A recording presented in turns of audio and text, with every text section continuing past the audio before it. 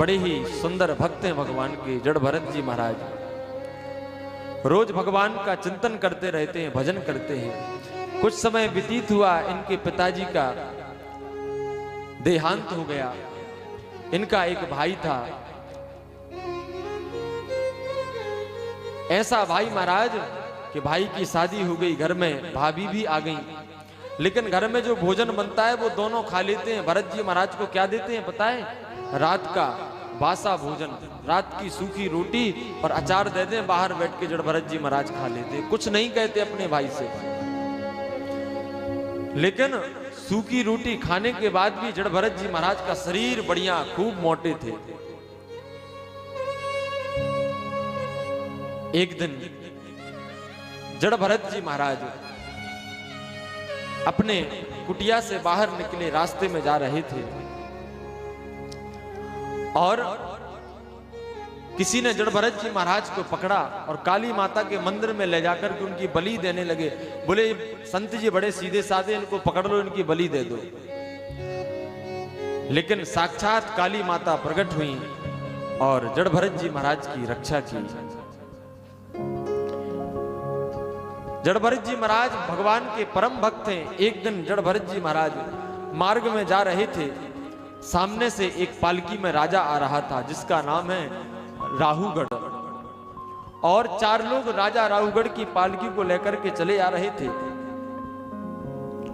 लेकिन एक व्यक्ति के शरीर में कुछ दर्द उठा।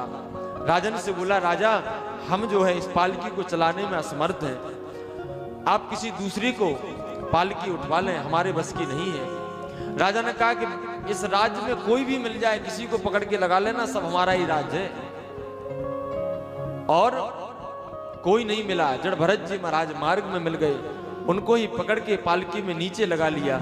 लेकिन जड़ भरत तो भगवान के परम भक्त हैं, एक कदम भी यदि चलते हैं ना तो नीचे देखते हैं कहीं चींटी तो नहीं है, कोई जीव जंतु तो हमारे चरणों के बीच में नहीं है, कहीं दब गया मर गया तो हमको पाप लग जाएगा।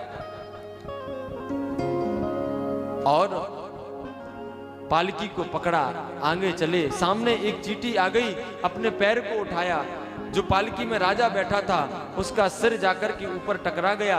राजा क्रोध में डूब गया। अरे बोले ये कौन है दुष्ट जिसको पालकी चलाना नहीं आता? जड़ भरत जी महाराज कुछ नहीं बोले, पालकी को आगे ले गए। पालकी आगे गई, एक कोई चींटी फिर पैरों के नीचे आई, फिर वही हुआ, फिर राजा का सिर जाके टकराया। राजा को बड़ा क्रोध आया। राजा राहुगढ़ ने कहा कि देखने में तो बड़े तगड़े लगते हो, लेकिन एक राजा की पालकी नहीं चलती तुमसे, बहुत मूर्ख हो। पता नहीं क्या क्या बोला। अभी भोजन के लिए बैठा दूं तो 20 रोटियां खा जाओगे, लेकिन राजा की पालकी नहीं चलती। जड़ भरत जी महाराज कुछ नहीं बोले, लेकिन मन में सोचा यदि नहीं बोला ना तो संसार के लोग क्या कहेंगे, संसार के लोग क्या कहेंगे कि एक जड़ भरत जैसे परम विद्वान भगवान के परम भक्त और राजा राहुगढ़ जैसे अभिमानी को शिक्षा नहीं दे पाए। इसीलिए जड़ भरत जी महाराज राजा राहुगढ़ को उपदेश देते हैं। कहते हैं, राजन तुमने कहा ना कि शरीर इतना मोटा है, रोटी दे दूं तो 20 खा जाओगे। बोले मैं तगड़ा हूं, मैं मोटा हूं, मैं जितना खाता हूं, मैं जो भी करता हूं, ये सब भगवान की कृपा है। अरे व्यक्ति उतना ही तो खाएगा जितनी भगवान जिसको जगह देंगे पेट में। कोई 4 खाता है, कोई 10 खाता है, सबका अलग अलग भाव होता है। और महाराज आज जड़ भरत जी महाराज ने राजा राहुगढ़ को इतना सुंदर उपदेश दिया।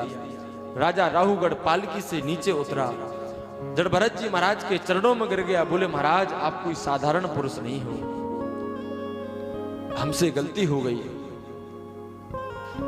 आप हमको विस्तार से सुनाइए।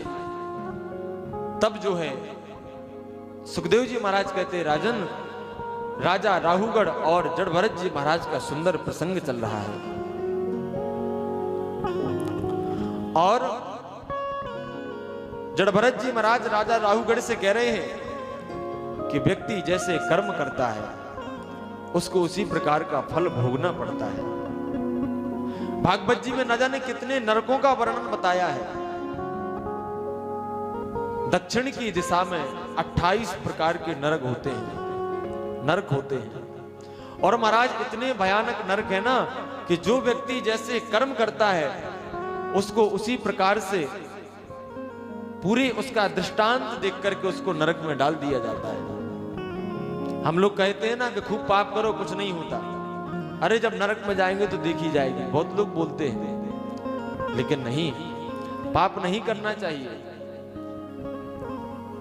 आज जो है जड़ भरत जी महाराज समझा रहे हैं राजा राहुगढ़ को कि राजन तुमने बहुत बड़ा पाप किया है और पाप का फल भोगना ही पड़ता है। यदि पाप के फल से बचना है तो केवल भगवान का नाम है, भगवान का कीर्तन है। भगवान के नाम में तो इतना सामर्थ्य है महाराज कि कोई व्यक्ति कितने भी पाप कर ले,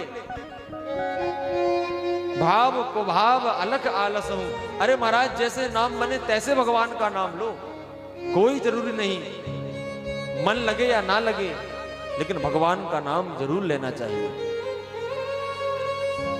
भगवान के नाम को लेकर के ना जाने कितने लोगों का उद्धार हो गया। रोज किसी ना किसी का उद्धार होता है केवल भगवान के नाम से।